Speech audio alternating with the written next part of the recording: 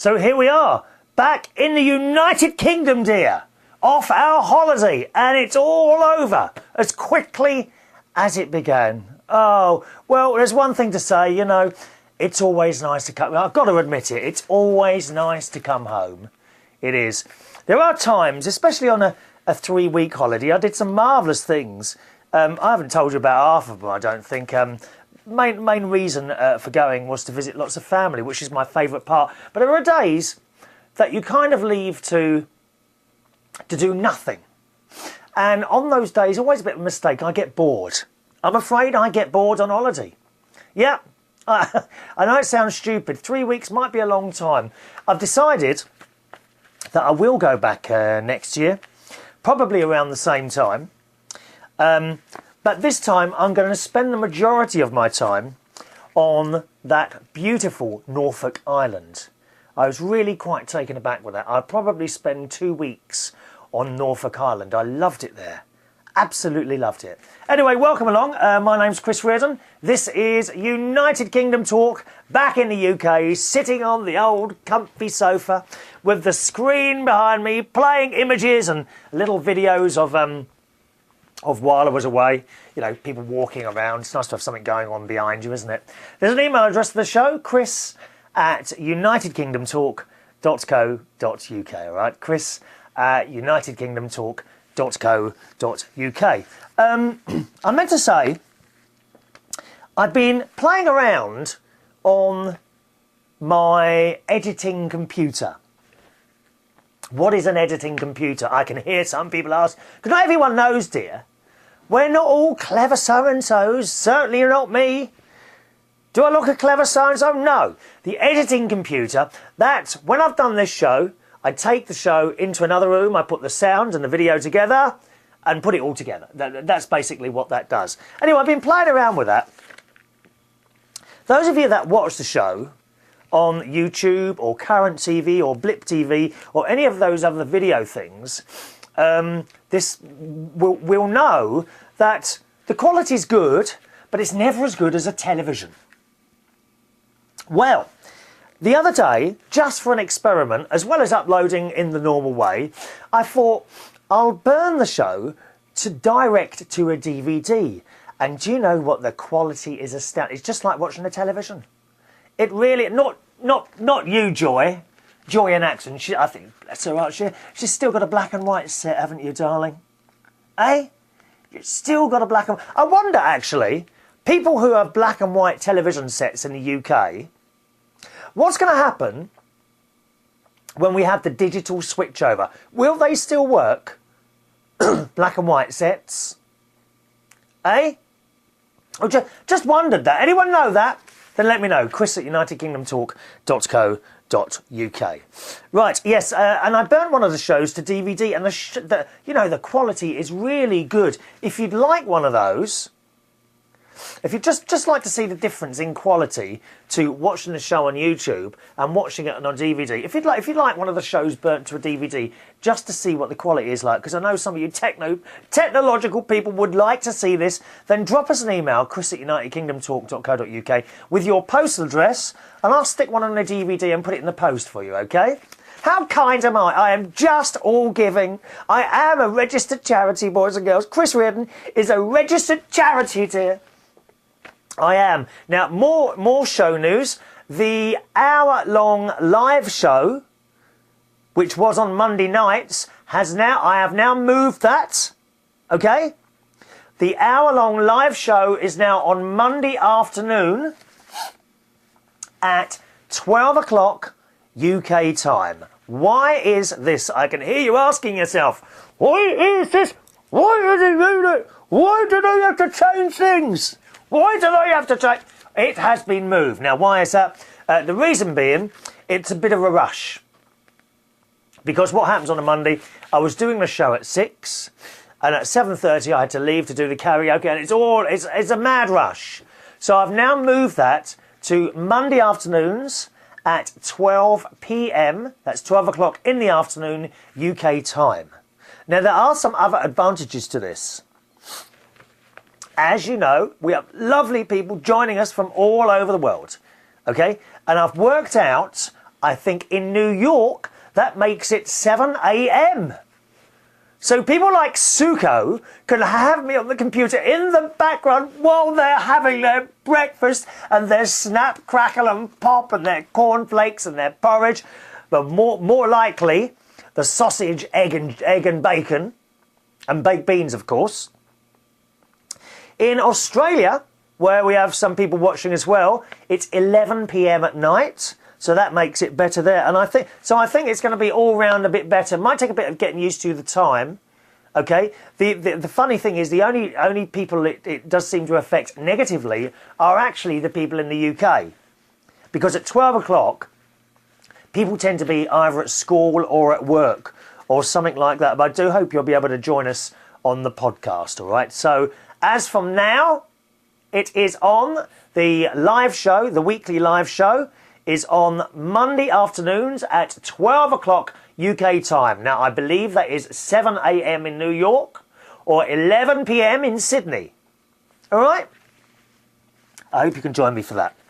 Now, we're going to go straight to emails because there's lots of those that have been building up as I've been away. And thank you so much for keeping those coming in. I'm going to try and do them in the order in which they came. First of all, from Ian and Sylvia, who also have been on holiday to the Caribbean.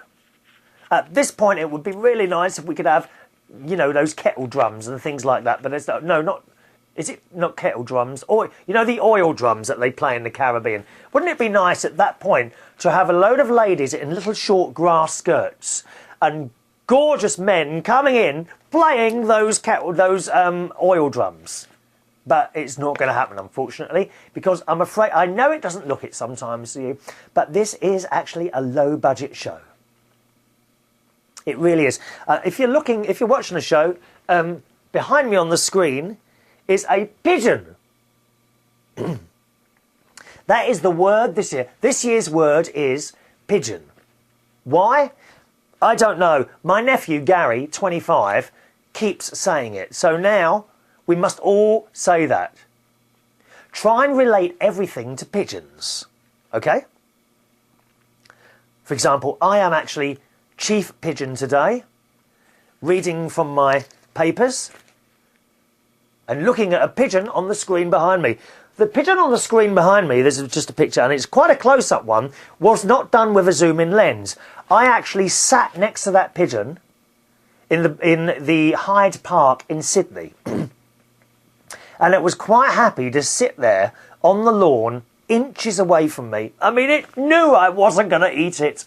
How could you eat such a gorgeous creature just sitting there on the grass? Poor pigeon. Pigeon pie. I wonder what that's like. Anyone had it before? Who's eaten pigeon? Have you? Not a lot there, is there? I mean, pigeon wings, you wouldn't get much on there, would you? Anyway, let's get to these emails. Look at them.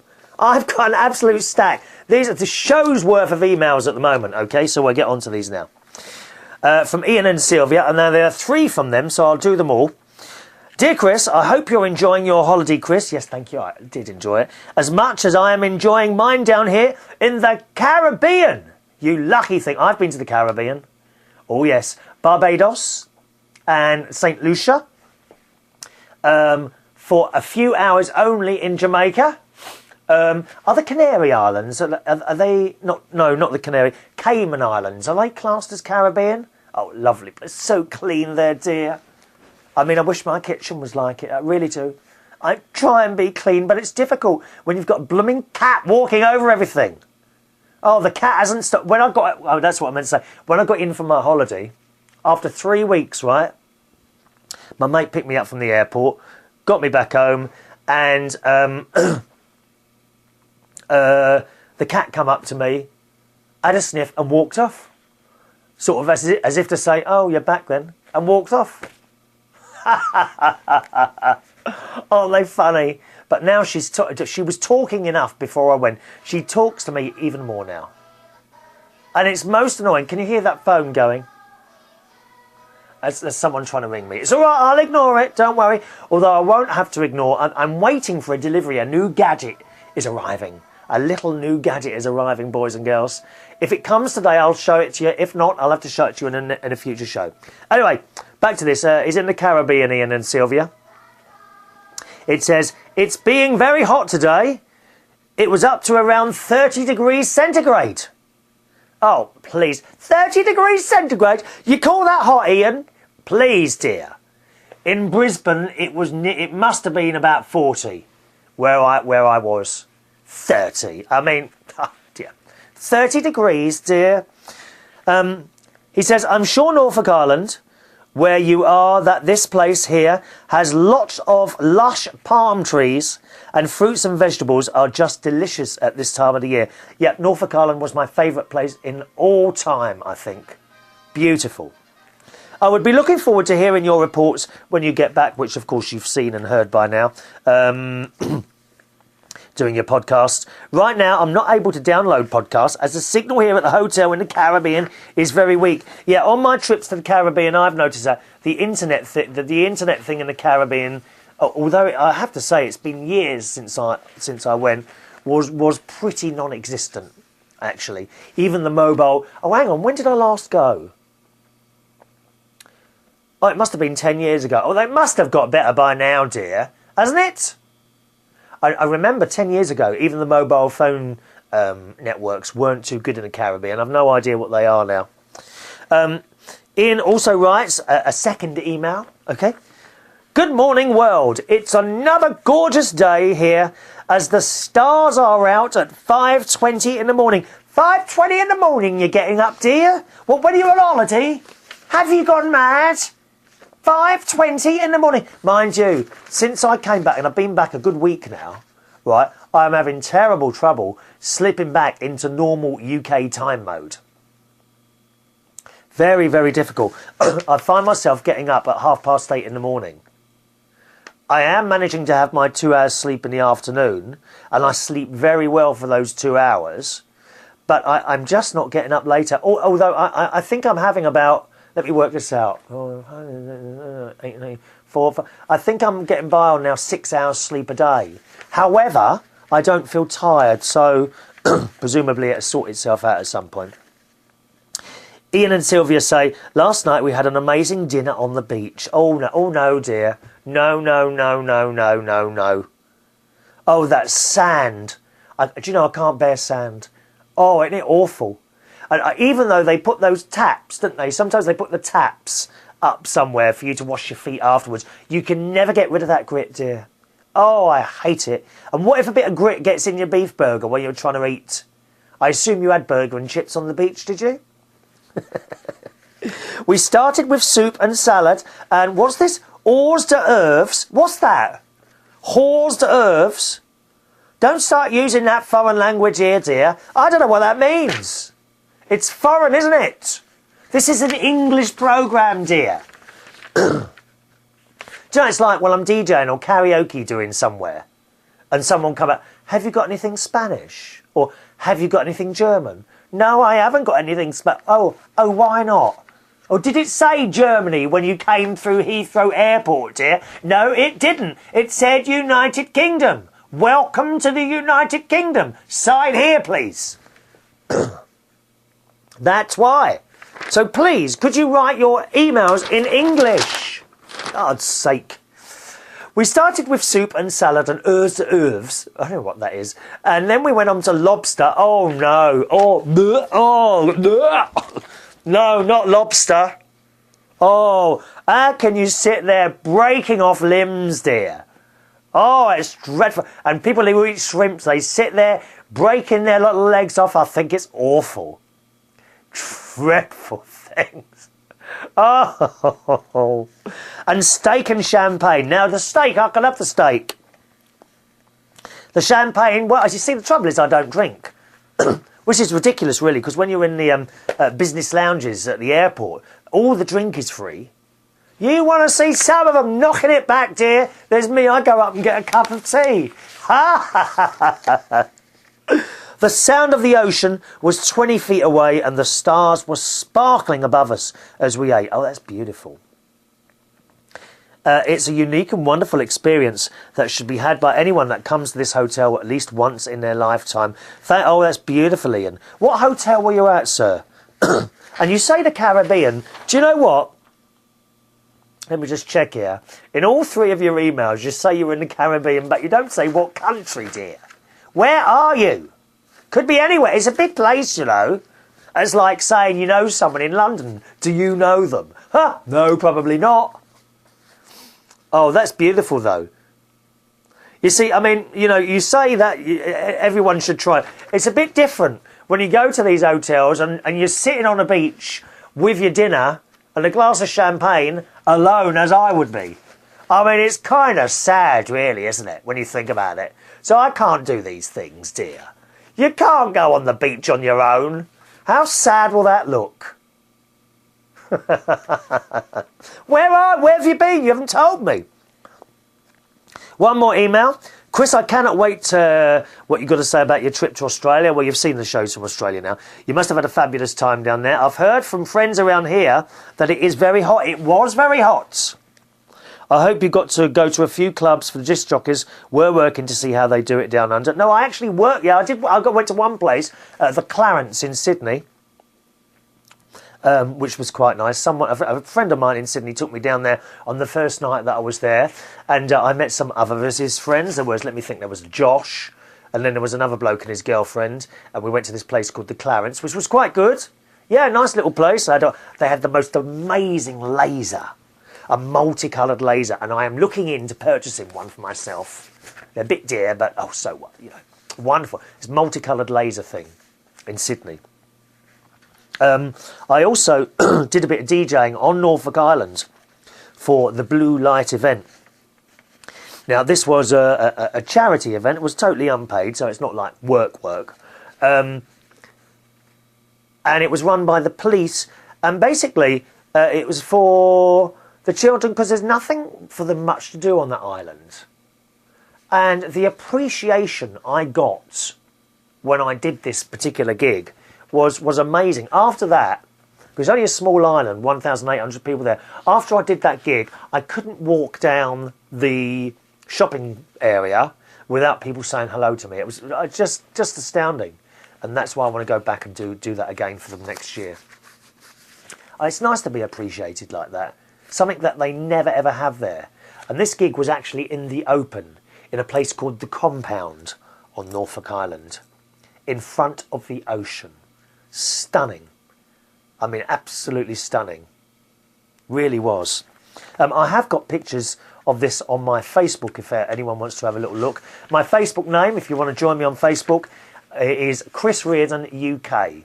And Twitter is the same, okay? Chris Reardon UK is my Facebook and Twitter names. Just add me on there. As in hot, yes, it was very hot the whole time I was there. In particular, Brisbane. Now, I wasn't keen on Brisbane. All right, certainly not the city centre. It's all very tall buildings and lots of concrete everywhere. Really not my cup of tea at all. And of course, being that there's so much concrete there, it's so hot. My God, it was so hot there. Because, of course, all the concrete, all that does is reflect all the heat back to you as well. So as you're walking through these buildings, it's like walking in between lots of electric fires firing at you. It was very, very uncomfortable. And I did, although there was a man-made pool. There was a man-made pool by the river there. And it's got sand and everything. And we went in that. Well, we walked into this, me and my friend Liam. Now, you remember Liam Spud? You must remember him. He used to be one of the bar staff at Belushi's in Hammersmith. He moved out there with his girlfriend. I met up with him. And it was just lovely to see him again. And he seems reasonably happy, although he's not happy with the heat. You see, it's a bit different. It's constant, okay? Every day is a very hot day. And I think he's having trouble coping with that, to be honest. But it was lovely to see him. And we went in this man-made pool. I'm serious, it was like stepping into a warm bath. However, once you were in there, it did take the heat away. That was, you know, on our bodies all the time. But of course, unfortunately, I forgot that every time you go in the water, your sun cream kind of rubs off a bit. And I didn't burn, but I kind of blistered a little bit. Not blistered, it peeled a little bit afterwards, but not too much of a problem. So Brisbane was extremely hot. I would have said it was about 40 in Brisbane. Really very, very hot. Love your show. Can't wait to hear the Internet podcast when you come back. I hope you had some kind person taking care of Katie while you were away. Yes, my neighbour did. Dave and Karen live next door, and they looked after my cat very well. And Dave, actually, within a couple of days of me going away, he actually sent a picture of Katie eating her food, what he'd taken as he'd let himself into the kitchen. So that's very, very nice of my neighbours. I've got wonderful neighbours, I'll tell you that now. What else was I going to say? Something to do with your email, was it? Let me see. Let me see. No, I've done that now, haven't I? I was going to mention something else, wasn't I? Oh, maybe not. Maybe not. I don't want to talk too much about it because I've got so many of these to get through. Just before I went away, Suko in New York sent me this just before I went away. Have a safe and wonderful trip. Make sure you eat plenty of beans in the bush. Do you know, I think I only had baked beans once while I was there. Isn't that terrible? Be kind to kangaroos and koalas. Can't wait to hear all about your trip. And I'm sure we will ad nauseum. Hee hee. What does she mean? Good day, mate, from Suko. Thank you, Suko. Got to say hi to Josh. Okay, now we haven't heard from Josh for a long time. Hi, Chris, it's Josh from Seattle in Washington. I hope you remember me. Yes, I remember virtually everyone that ever writes in. And that's true, that is. Sometimes it doesn't quite click in my mind. But yes, I remember you, Josh. I have not written in a while, but plan on becoming a frequent writer to your show. I do enjoy your show and hearing you and your stories. Well, I'm glad you do. I like to share them with you. And don't forget, it's not just all about my stories, Josh. This show is about sharing your stories. If you've got any stories about anything like that, anything aspect of your life, whether good or bad, and you want the world to know, you want to share them, you want me to read them out and perhaps comment now and again, feel free to send them in. You know the email address, chris@unitedkingdomtalk.co.uk. I was listening to your show, the one before you went on the holiday, on January the 14th, I believe, and I completely agree with you about what you said about people being stuck up and rude. It seems like common sense and kindness are not common anymore. Well, I agree. I mean, there are kind people. There are people with common sense. But Christ, isn't there a lot of them who haven't got any idea at all? And it's the rudeness that gets me. People are just so rude. But it's not everywhere. You know, I think in London a lot of people are very rude. I really do. I see it day in, day out. People being rude and not taking a moment to think how this will affect them. Just imagine how different people's lives would be if they'd only use a little common sense and were kind to others. Well, I mean, it used to be like that. When I was a child in the 70s, you wouldn't dream of being rude because your parents would slap you around the face. Now, people just seem to say what they think, you know.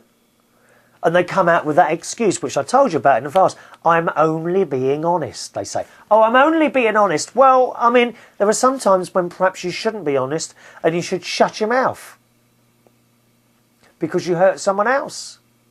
I do find it amazing sometimes in these days of political correctness where you can't do any jokes about people that aren't the same as you. Now, I could sit here and do jokes about gay people because I'm one of them. Right? That no one would bat an eyelid. But occasionally you get some of my straight mates, and I don't have a problem at all. So one of my straight mates might make a gay joke, and another gay person might say, "Oh, that's not nice. You're being offensive to gay people." Oh, get a life. Absolutely get a life. Now, I couldn't come on and do any Asian jokes. I wouldn't dare do Asian jokes or black jokes or anything like that. But one of the people I work with is a black drag queen.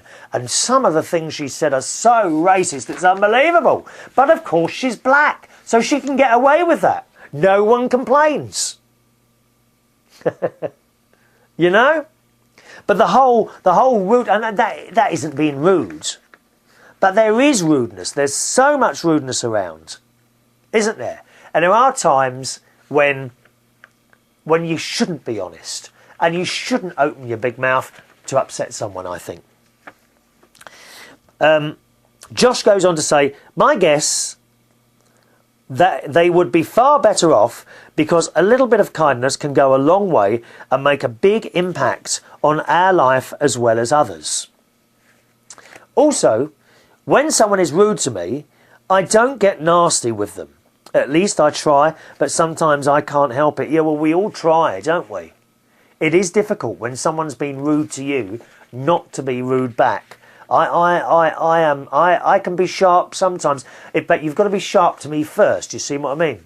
Come up and say something nasty or annoying, and I'll do the same back. Is it the right thing to do? Maybe not.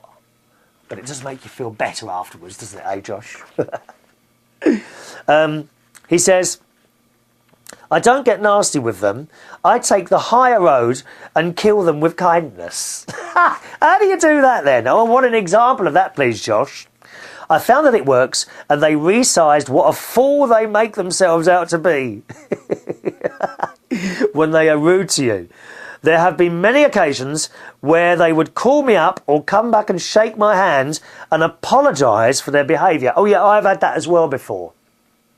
I think it's people like us who understands the importance of using common sense and kindness to spread it and show it, because it's truly becoming a rarity of people. Yeah, I mean, I wonder if lots of us were to start showing kindness and common sense, would it spread in the same way that perhaps uncommon sense and unkindness has spread? I was talking to my cousin Vince, he runs the police on Norfolk Island, all about this sort of thing. And it was like saying, you know, I'm convinced that a lot of it comes due to TV programmes like Jerry Springer and all that, and here in the UK, a programme, Jeremy Kyle, right, where they have on these programmes the worst people that you have ever come across. Rude, parents coming on with children, them screaming at each other. It's just awful. It's just absolutely awful. It really is. Anyway, it goes on. Like I said earlier, imagine how people's lives would be different if they use a bit of common sense and showed kindness. Now imagine how different the world would be that we live in. And that's from Josh. So thank you very much for that, Josh. Yeah, it's, you know, it doesn't hurt to show a bit of kindness, does it really? I mean, it really doesn't. Thank you, Josh. Hello to Mark, who sent this in on the 22nd of January. As I say, these are all very old emails because of the time I was away, so we'll catch up on all these. Mark says, hi, Chris, I enjoy watching your video shows. Ari, the pain that you had in your chest, do you remember that pain I had just to the left there? That is now completely gone. I did go to see the doctor, and she too thought it was a muscle thing that I'd pulled, and just to leave it, and it's gone now. It took 4 weeks to disappear completely. All right? Mark says, 3 weeks before Christmas, I fell down the stairs, cracked a rib, got knocked out and landed up in hospital. You poor thing. The pain in my side was so bad. 2 days later I sneezed, heard a huge crack and felt the most enormous pain. The cracked rib was now broken. Well, I couldn't sneeze or anything. Thank God I didn't sneeze. Like you, sleeping was so painful, and to cough or even breathe deeply was so painful. A tip I was given, hold a cushion tightly to the spot if you're going to cough. Love the programmes, and that's from Mark. Thank you very much, Mark.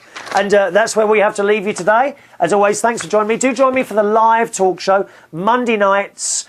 Just go to unitedkingdomtalk.co.uk, click the Listen Live button in the top left-hand corner, Monday afternoons, at 12 p.m. UK time. Monday afternoons, 12 p.m. UK time. Time to go. From myself, Chris Reardon, thanks for watching and listening. See you on the next show. Bye-bye.